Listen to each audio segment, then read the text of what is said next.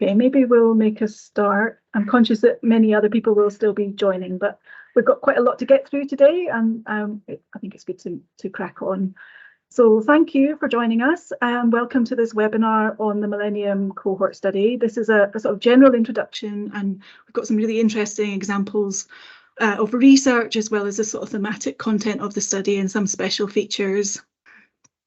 So here's just a quick overview for the plans for today. I'm going to just quickly talk you through CLS, just a couple of slides on the other cohort studies that we have here and some of the features of the 4 cohort studies that we have here. Then I'll hand over to Vanessa Moulton, who will take you through the overview of the Millennium Cohort Study, the data by theme, some data enhancements and innovations, including some aspects of the geo and genetic data that we have, as well as then we will move on where Professor Emma Fitzsimons will take you through some current research using the MCS survey, just to sort of whet your appetite and give you some stimulus and make you realise some of the potential for the data. So hopefully give you some ideas for your own research going forwards. So let me just introduce the team today. We have Vanessa Moulton, who's the senior researcher. Great, and she's going to be doing the big chunk of today's session. And then we also have Professor Emma Fitzsimons, who's the PI of the Millennium, or the director of the Millennium Cohort Study. And I'm sort of acting as chair today. My name's Morag Henderson, and I'm actually the PI of Next Steps, one of the other studies we have at CLS. And together we're going to give you a really, hopefully, a very interesting overview of the Millennium Cohort Study. Next slide, please, Vanessa. So just to say very briefly, for those of you who've not come across Centre for Longitudinal Studies and the birth cohort studies that we house here and manage as sort of stewards of the data, we have 4 cohort studies. The NCDS, who were born in 1958 in Great Britain in the same week, where the initial sample was about 17,500 people. We've got the 1970 British Cohort Study, who, again, were born in the same week in Great Britain, but instead in 1970. And we've got around 17,000 of them followed from birth. We've got Next Steps, which is a sort of slightly different cohort. We don't have them quite from birth, but we follow them from a school year, from age 13, 14, and they were born in 1989-90. And obviously the focus for today is the youngest of our current studies, the Millennium Cohort Study, and that comprises around 19,000 children who were born in the UK across sort of spanning 2000 to 2002. Next slide, please, Vanessa. The only other thing that's useful for me to flag before I hand over and we do a deep dive on the MCS is to just raise your sort of attention to the COVID-19 surveys. You might think of these as sweeps in and of themselves, but these were obviously sweeps during a very critical period in many of our lives and all of our lives during the COVID-19 pandemic. So for all 4 of our studies, we had 3 sweeps that were specific sort of web surveys to find out people's experiences during the lockdown, who they were living with, how they were faring physically and mentally. And so you can see the ages of the cohorts. So for the Millennium Cohort Study in 2020, for the first web survey of the COVID-19 sweeps, they were age 19. We follow them in May 2020, September 2020, and then the 3rd national lockdown in sort of February, March 2021. So we've got this really interesting dynamic, well-harmonised data during a period of obviously complexity and dynamism. So that's an additional resource that I just wanted to draw your attention to. And I think actually Vanessa will take you through some more features of that as we go through today's webinar. So I'll hand you over to Vanessa, who's going to take you through the Millennium Cohort Study details. Okay. Thanks, Morag. So as Morag said, I'm now going to give you a brief overview of the Millennium Cohort Study. So the Millennium Cohort Study, it's a birth cohort study of over 19,000 children born in 398 areas of the UK from 2000 to right through to 2001 and a tiny bit of 2002, which I'll explain in a minute. The aim of the MCS was to create a rich and easily accessible scientific resource shaped by experts, expert input, and designed to capture the influence of early family context on child development and outcomes throughout childhood and later life. It's a multidisciplinary study which collects information about the cohort members' physical, socio-emotional, cognitive and behavioural development, alongside information on parental health, parents' employment and education, income poverty, housing and neighbourhood, among other topics. And if you would like more detailed information, there are 2 cohort profiles which give a good overview of the MCS, although I think the first is only for the first 6 sweeps. So that's Joshi and Fitzsimons, which goes into more detail and explains about the objectives and of the MCFs, the structure and content of the study, and how it was shaped by its cohort forerunners and also by the context of its funding. And the second is Connolly and Platt, 2014. Again, doesn't cover all of the sweeps that we've done, but there's a particular focus there on reference to health data, if you're interested in that. So the MCS population consists of 1 cohort of children born in slightly different periods in different countries. The children in England and Wales were born over a year between the 1st of September 2000 and the 31st of August 2001. And children in Scotland and Northern Ireland were born over a slightly later and slightly longer period between the 24th of November 2000 and the 11th of January 2002. And the sample was taken over a longer period, basically to compensate for there were lower than expected birth rates during the period. Also at 9 months, they also need to be at 9 months of age, they had to be alive and living in the UK and eligible to receive child benefit. And the population was oversampled, but in 3 areas. So devolved country, so to ensure that there are sufficient numbers of families to make comparisons within and also between countries. Children living in deprived areas so that the effect of disadvantage could be better understood, and also ethnic minority groups in England to ensure sufficient numbers were included in the study to make comparisons between different ethnic groups. So far, we've had 7 sweeps at ages 9 months, age 3, 5, 7, 11, 14 and 17. And at each sweep, there is a questionnaire collecting information about the household. Other elements are completed by the main resident parent, who is the main respondent during childhood. And where possible, at each sweep, information was collected from the main partner's partner, parent's partner. And from age 7 onwards, the cohort members themselves started answering various questions by completing a self-completion questionnaire, and the length and breadth of the questions has been expanding as they've grown older. At age 17, they were the main interviewee. And throughout childhood, other respondents have taken part in the survey. So their older siblings when the cohort members were aged 3 and 5, and also the cohort members' teachers when they were aged 7 and 11. The MCS has also collected many measures at all sweeps, physical measurements, cognitive assessments from age 3 onwards. They've also worn activity monitors at age 7 and again at 14.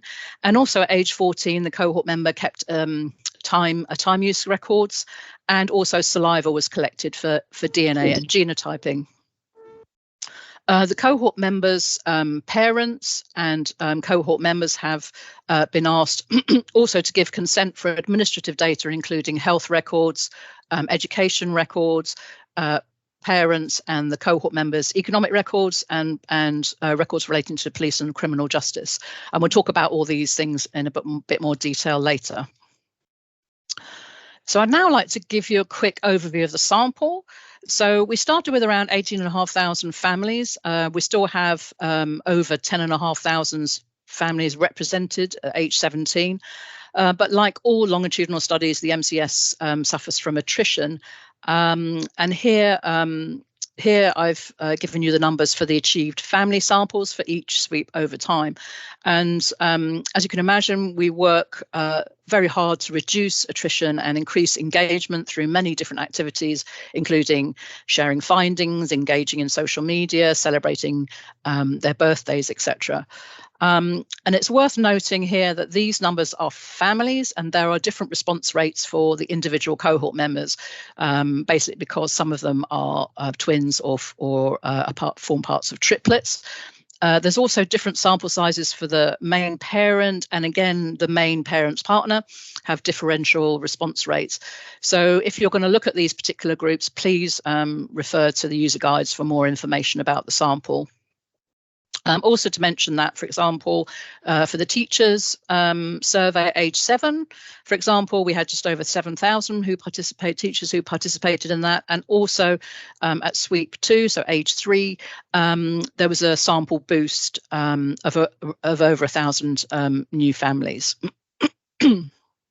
So that's a very quick overview.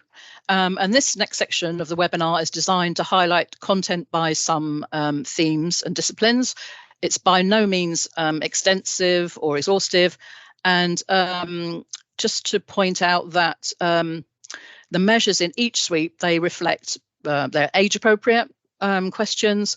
They reflect funders' priorities at the time, the best measurement evidence from scientific studies, and there is also like a constant tension in the data collection to be suitable within sweep and over time, and also between cohort comparisons. So there's a lot going on there in terms of decisions as to what's included.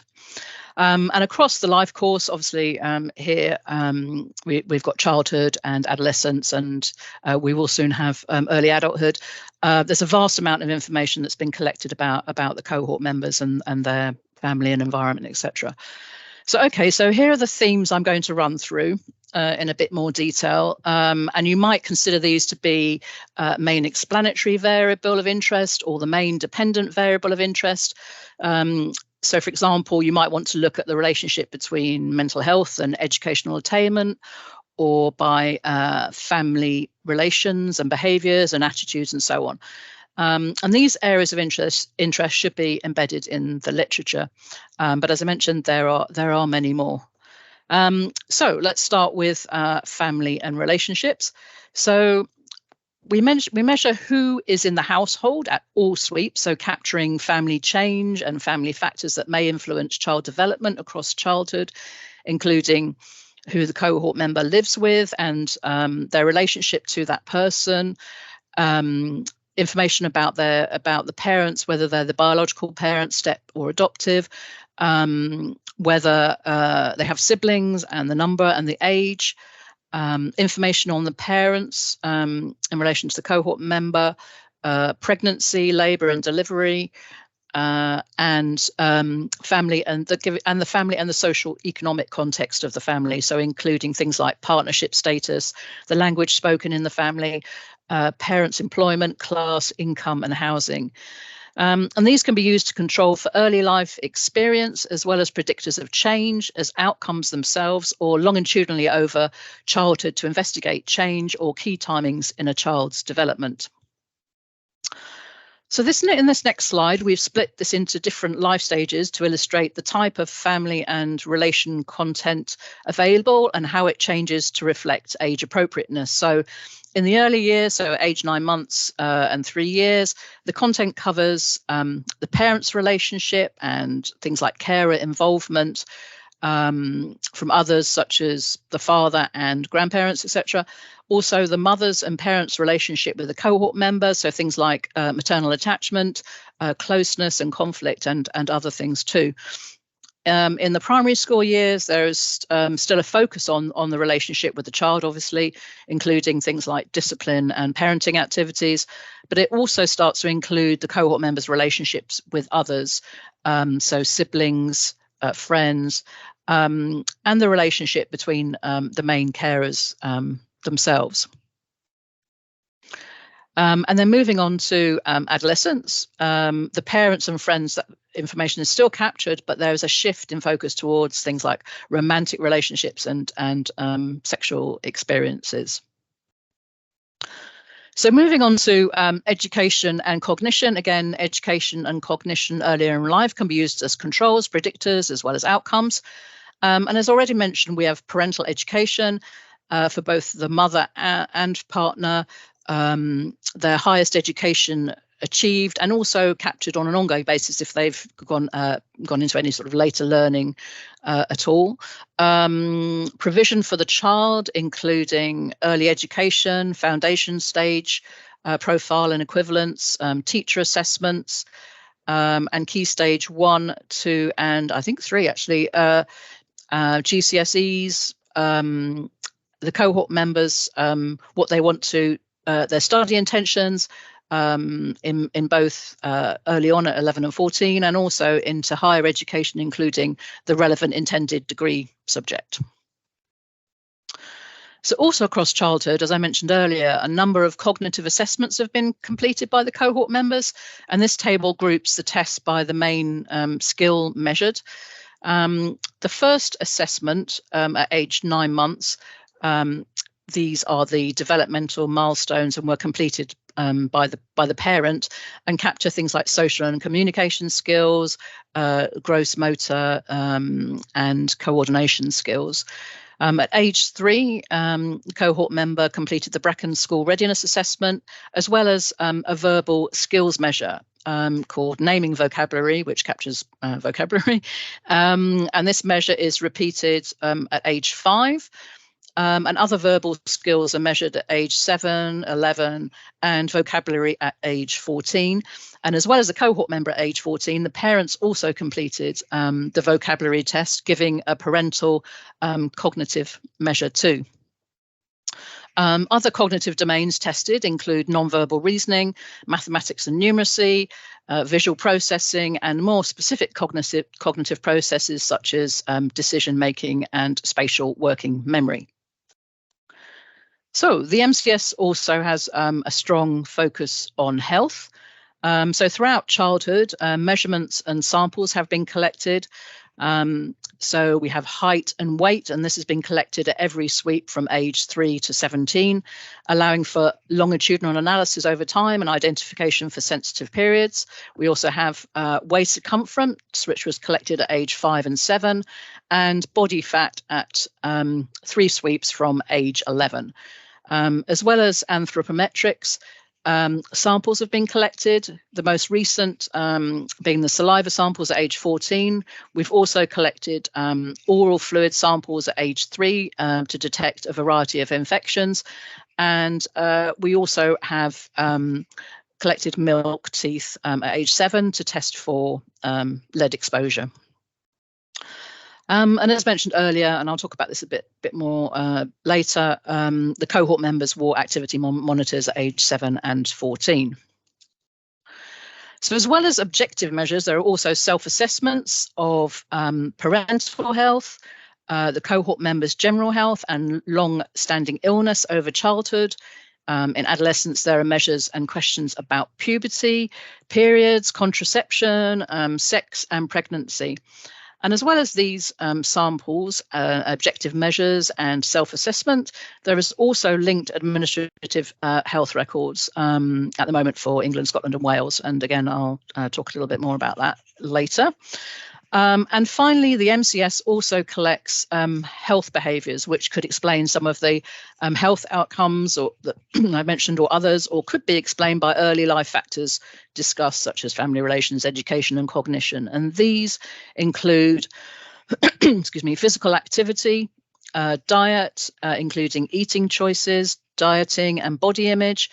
We've got measures on sleep, drug use, smoking, and as well as drinking. So there's also been much work on mental health using the MCS, and there are a number of mental health measures available. The Strengths and Difficulties Questionnaire, which measures emotional symptoms, conduct and peer problems and hyperactivity, has been a parent-reported measure at every sweep from age 3. Also, teachers have completed the measure, the SDQ, at ages 7 and 11. And also the cohort members themselves at age 17 completed the SDQ, so that allowing for longitudinal analysis as well as cross-reporter comparisons. The parents have also completed the Kessler depressive and anxiety symptoms from when the cohort member was age 3. And the cohort member also completed the Kessler-6 measure at age 17, again allowing for parent and child comparisons. Other mental health measures completed by the cohort member include the Mood and Feelings Questionnaire at age 14, a measure of self-harm at age 17, and also diagnosis of depression or anxiety at age 17. Also, both the parent and the cohort member have completed the shortened version of the Rosenberg self-esteem scale, a measure of life satisfaction, as well as a measure of happiness. And at age 17, the cohort member has also completed the Warwick-Edinburgh mental wellbeing scale. So moving on to a more eclectic theme, so behaviours, attitudes and identity. The cohort member's temperament was collected at age 9 months, obviously completed by the parent, and personality at a later date at age 17. And the study also captures the personality of the parents.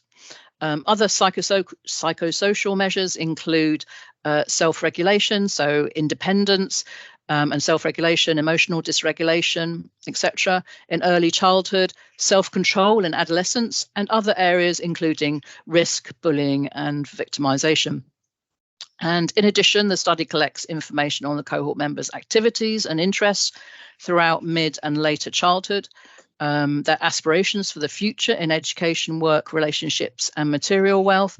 And there's also information on their attitudes to a variety of areas, as well as their sexual, gender, ethnic, and religious identity. So as one of our main research areas discussed later by Emla relates to crime, we thought we would focus on some of the criminal and risky behaviour questions covered in the MCS. And these are self-report measures. So we asked them whether they've had contact with the police at ages 14 and 17, whether they've been stopped, whether they've been warned, cautioned, as well as arrested. And at age 17, whether they've appeared in court for a crime, and whether they've been found guilty or not. There's some questions relating to possible violence. So again, at 14 and 17, whether they carry a knife or weapon, whether they've used it, whether they've pushed or shoved or hit somebody, and whether they're a gang member. There's also different types of stealing and theft collected. So, for example, shoplifting, vehicle theft, entering someone else's home with intent to steal, using someone else's credit card and stealing from somebody. Also damage to public property, graffiti and arson, and whether they've hacked or put a virus on someone else's machine, whether they've ever harassed someone or sent pictures by their phone. And for many of these questions, we ask how many times they've done this, if they have done it, during the last previous 12 months when we asked the question. So as well as the information that I've just talked about, there is a large range of data enhancements and innovations in the Millennium Cohort Study, some of which I've briefly mentioned to use alongside the main content. So I'm just going to briefly explain the different types of data to inform the next section. So there's a wide range of data available, and the data goes through a process of classification based on sensitivity and disclosure, and it's grouped into sort of low, moderate, and the most sensitive and disclosive data. And most of the main survey data has been classified as low level of sensitivity and disclosure, and is licensed so that you can get it. It's readily available via the UKDS. And in this scenario, your application is authorised directly by the UK Data Service, and you can download directly from there. I'll show you a link later. Other data which is under special license is moderately disclosive, and the most sensitive data or disclosive is available under secure access license. So for example, things like linked health data, geographical and education data, some of which Emla will talk about in a while. And in order to access the secure data, you'll need, I think you need to attend a specialised training course, and some of the data needs to be approved by the Data Access Committee at the Centre for Longitudinal Studies. But more information can be found on that via the link below. So within the Centre for Longitudinal Studies, there's a substantive ongoing record linkage programme. Lots of different consents were collected over 4 different domains, as I mentioned, education, health, economic and crime. And so far, educational results, Key Stage 1 to 4, are available for England, and Key Stage 1 in Scotland and Wales via the UK Data Service Secure Access, and in Wales, Key Stage 1 to 4 available via the UK DS and secured anonymised information linkage database, abbreviated to SAIL. Also, some health data for Scotland is available via the UK DS, and also for Wales via SAIL. And since last year, we've been able to link the hospital episode statistics data for England for 2000 to 2019. So that's also available. There's also geographical neighbourhood data available via the UKDS. Geographical identifiers, the electrical wards and output areas are available for MCS 1 to 7 via the UKDS, while other geographical data is available directly from the UKDS, including things like ordnance survey point of interest, identifying different points, for example, fast food outlet, which Emma is going to show some research on a bit later, and integrated transport network. Also, projects and grants that have been worked on have uploaded data on, for example, green space deciles at lower super output area level and ward level, and medics air pollution deciles, for example. Just to briefly say that to aid cross-cohort comparisons, so if you wanted to make a comparison with the MCS and other cohorts, for example, BCS 70 or NCDS or Next Steps, work has been conducted on harmonised sets, including those in the other British cohorts. And at the moment, there's data on social class, body mass index and mental health. And this is an ongoing programme, so other things will appear over time. So, for example, areas being worked on specifically at the moment, I think, are family and other health measures.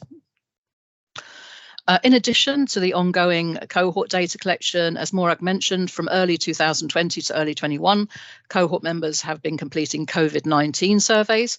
The MCS cohort members' parents were also invited to take part, and there were 3 waves of data collection, as Morag mentioned, at different stages of the pandemic.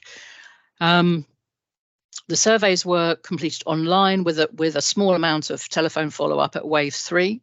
And as well as the online surveys, participants who took part in the COVID surveys were invited to provide blood samples. And we did 2 antibody tests were conducted. The NSA, which is more likely to identify naturally occurring antibodies through exposure to virus, and SSA, which are more likely to identify antibodies occurring following vaccination. And this can be downloaded directly from the UKDS. As Morag mentioned at the time, the COVID surveys, the MCS cohort members were 19, going on 20 by the time COVID was, by the time of the 3rd wave.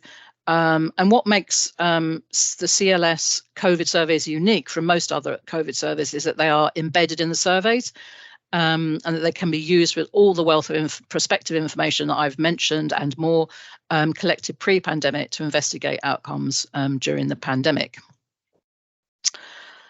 And also, as mentioned earlier, and this is another really exciting area, at age 14, the cohort members and also their resident biological parents gave saliva samples for DNA extraction.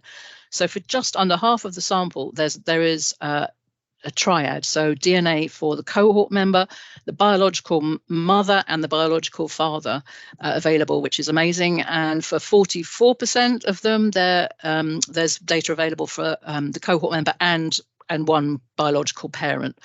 There's also approximately 200 twins or triplets DNA available, and the data is available now, and there's an ongoing process of quality controlling genetic data, and when complete will be made available with documentation and syntax, and will be followed by we're working on polygenic scores for multiple health and social phenotypes. So really exciting area, and there's a link there if you want to find out more about that. And just to mention, and I've mentioned this many times already, about the activity monitor, just to say, again, they're measured at 7 and 14.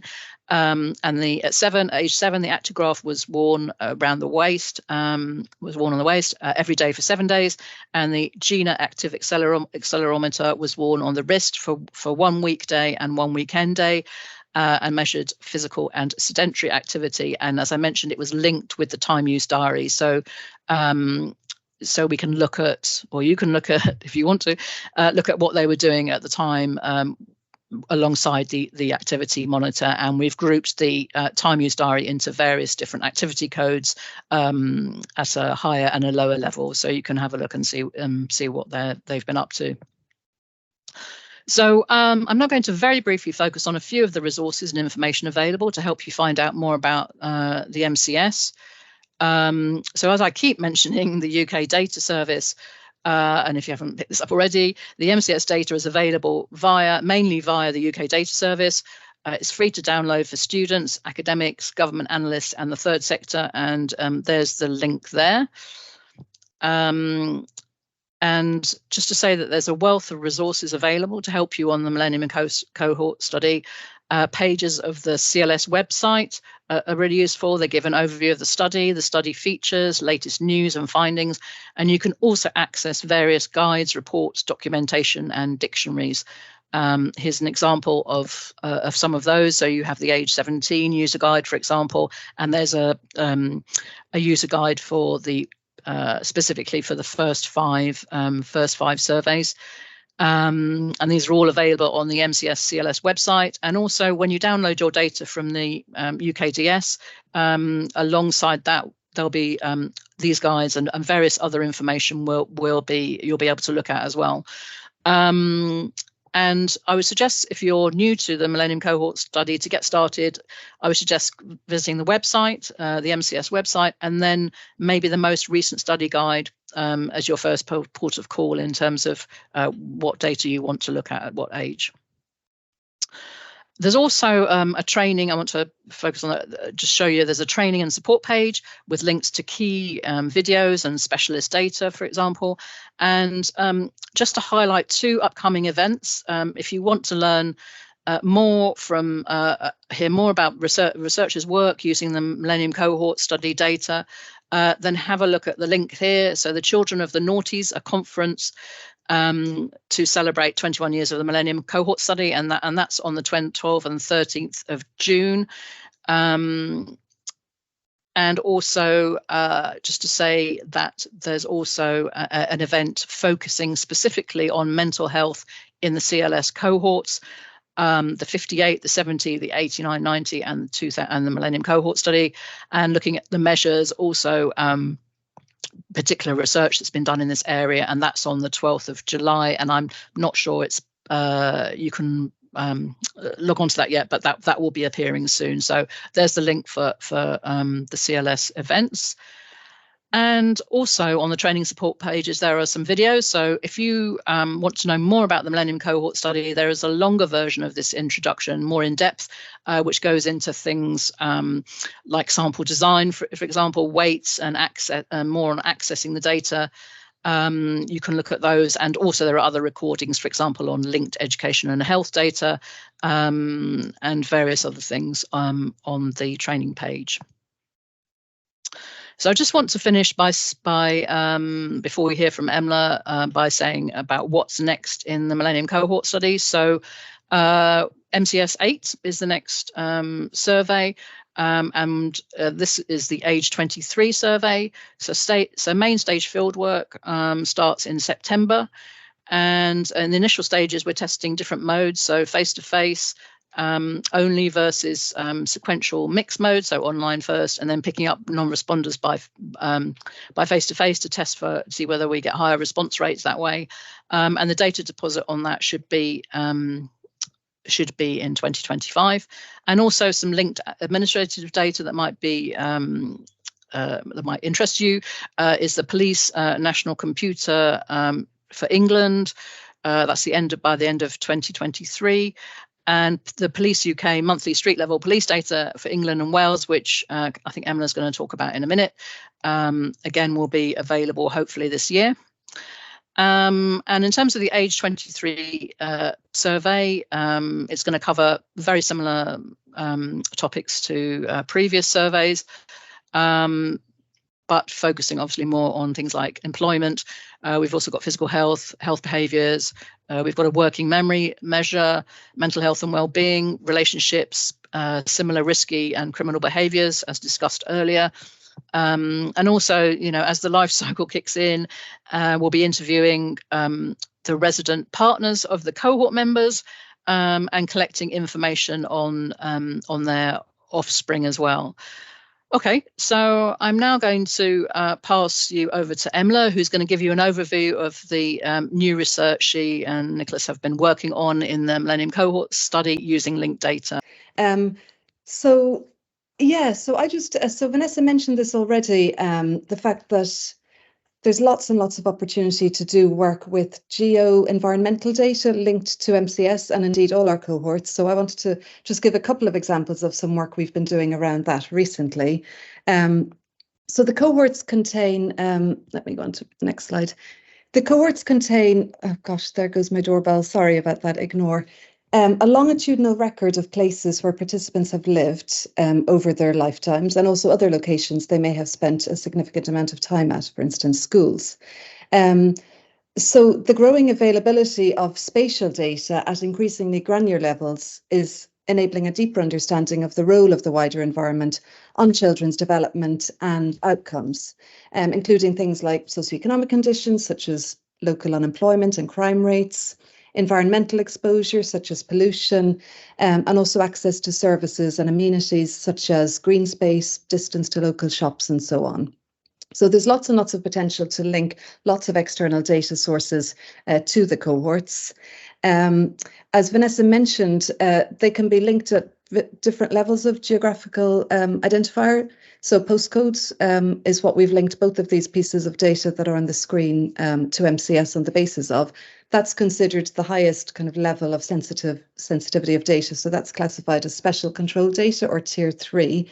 So if you did want to apply to link data, it would be considered at that level of security. But the two examples I'm going to show you today, as part of this research, we've actually created derived variables from the linked data sets that we can then, and we are then making available via UKDS at a less at a more accessible route, so at treated as end user license or more easily available because they're derived and they're less disclosive.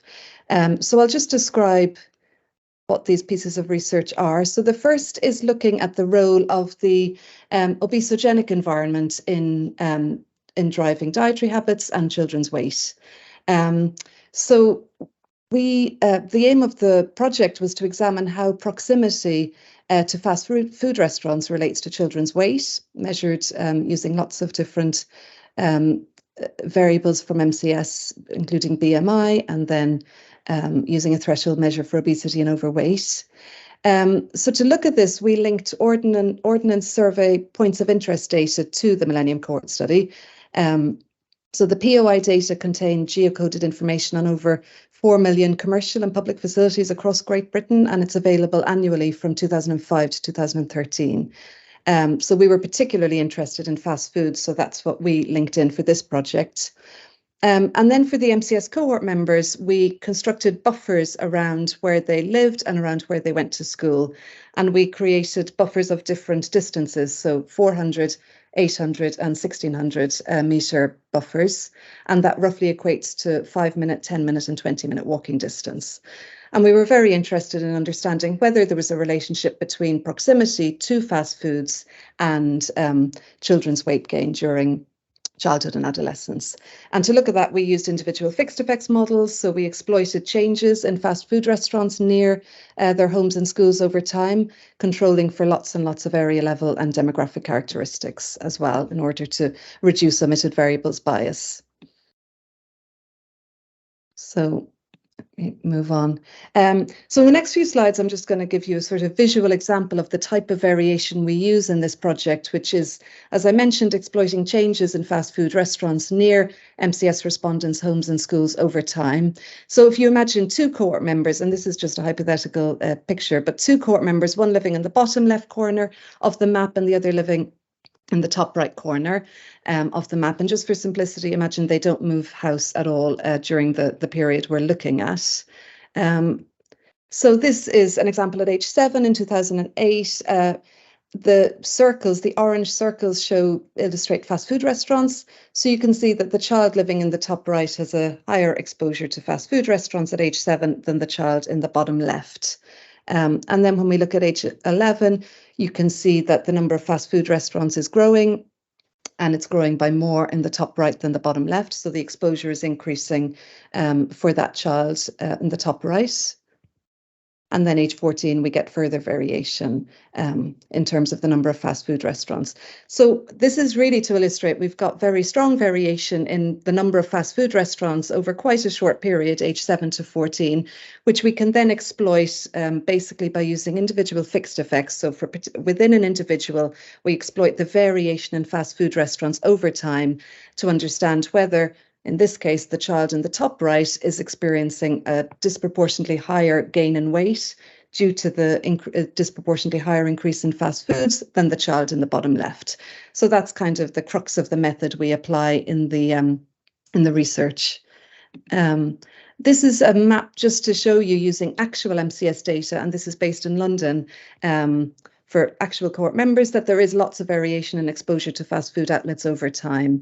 And this shows you decreases of 5 or more, up as far as increases of 5 or more fast food restaurants over the ages of 7 and 11. So there is lots of movement, lots of opening and closure of fast food restaurants over the period that we're looking at. So what do we find? So we look at proximity to homes and we look at proximity to schools. We find fairly similar results for both. The headline finding is really that proximity to fast food outlets is associated with increased weight. It's a fairly small association. So for instance, an increase in one fast food restaurant within 1,600 meters leads to an increase in BMI of 0.035. So that's about a 0.2% increase on the sample mean. So it's low, but it is statistically significant. We find that the effect, this only holds amongst the sample with maternal education below degree level. So we don't find any effects for those with maternal education at degree level or higher. And we also look a little bit deeper in terms of the types of whether there's heterogeneity in the effects. And in particular, we look at whether those with lower levels of emotional regulation are at increased risk of weight gain. And we find that they are. So yeah, there's lots of potential. And again, this is illustrative to use lots and lots of the kind of background data we have on these children to understand heterogeneity in effects and how they might vary across different children.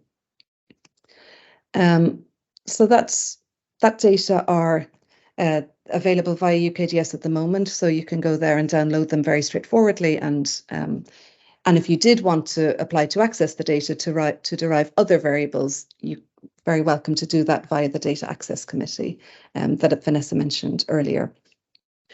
So the second example I wanted to present is really just describing the geographical linkage between the Millennium Cohort Study and crime incidents in England and Wales. So characterising crime incidents in neighbourhoods of adolescents as they grow up is challenging, and it's very data hungry. It requires that children are followed over long periods of time. It requires changes to residence are measured, and that there are objective measures of crime available for linkage.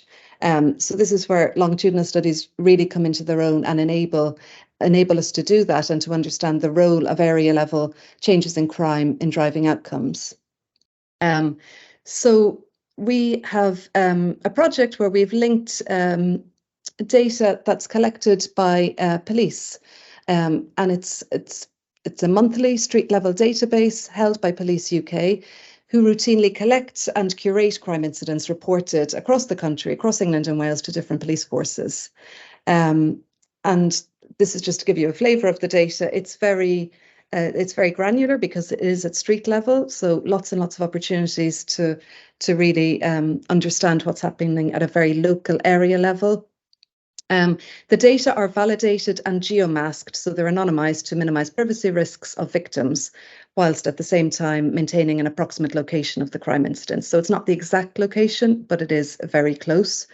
It includes the name of the police force that provided the information, the latitude and longitude of the coordinates of the crime, the LSOA, so the area level identifier, and the crime type or crime category.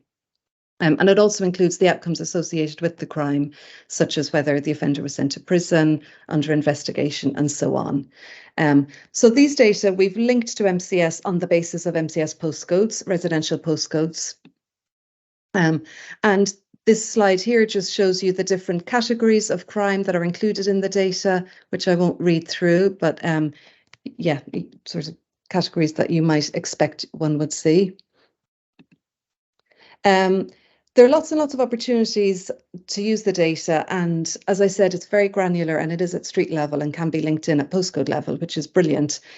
Also just wanted to flag there are limitations to the data, and the main ones are listed on this slide, and I won't go through them, but issues around changes in classification, so you need to kind of be aware of that. The geomasking might introduce some measurement error in the derived crime variables. There might be inconsistency across police forces in how they're recording and reporting the crimes. The definition of neighbourhood crime counts and rates is not straightforward. So, you know, there are lots of debates around how or whether we need to weight different types of crimes by their severity or by the cost they impose on society and so on. So lots of issues to think about, and that I just wanted to flag here if you are thinking of using this type of data. And this slide just shows you an example of where classification changes over time. Yeah, so it's not that it's always consistently nicely reported. So as a researcher, you do need to take some decisions around how you might want to classify the different variables and so on to make them consistent longitudinally if you do want to work with MCS as well. So we've created, for the MCS, we've created crime rates and counts from the data. So crime rates were computed using the crime counts as the numerator and an appropriate population estimate as the denominator. We did this for 5 periods at 3 different sweeps of MCS, ages 11, 14 and 17. And we chose the month prior to the interview and 3, 6, 9 and 12 months prior to the interview, because we thought some researchers might be interested in, you know, if a crime happened right before we collected data, and others might be interested in crime events that happened a little bit sooner. So we've created those different variables in order to give researchers as much flexibility as possible if you do want to use the data. We have a paper, and I won't go into detail in the interest of time and to allow time for questions, but we have a paper which describes how we create crime rates, because the definition of the denominator is not entirely straightforward, but we describe that in the paper, and that allows us to obtain accurate estimates of crime rates at a very local level. And this is really just to describe the data. These are violin plots which show the empirical distribution of the crime counts on the bottom panel and the crime rates on the top panel for the 3 MCS surveys, 11, 14, 17. And what you can see is that while the distribution of crime rates in the top panel is unimodal around the sample mean, the distribution of crime counts isn't. And you can see that from the bottom panel. So this reflects the fact that there are high inequalities in exposure to crime incidents between MCS participants. Lots and lots of variation in crime exposure, which will then enable researchers to look at to exploit that variation to look at lots of different research questions. And this is just one example, again, illustrative that we looked at to see how it correlates with other background characteristics. And what we looked at here is the relationship between deciles of household income at age 11 and subsequent area level crime. And what we found using OLS regressions is that after controlling for area crime rates at age 11 and lots of other socio-demographic characteristics, there's a strong socioeconomic gradient in exposure to neighbourhood crime, and that graph illustrates that very, very clearly. So this, I'll stop there just because I'm very conscious of time, and to hand back to Morag. But yeah, do obviously get in touch if you have any specific questions around the linked geographic data. Great, thanks, Emma. Super interesting. So it's my job just to briefly summarise what we've covered, and then I'll start chairing the questions in the chat. And just to say, I think most of us will be able to stay for a few minutes if we're not able to get through all the questions within the 2 p.m. strict cutoff. So thank you. We've covered quite a lot of ground, an overview of CLS, a detailed overview by theme of the MCS cohort content. We have looked at data access and resources, other enhancements and innovations, and Emma kindly has taken us through those really interesting illustrative research examples using MCS and GeoLink data.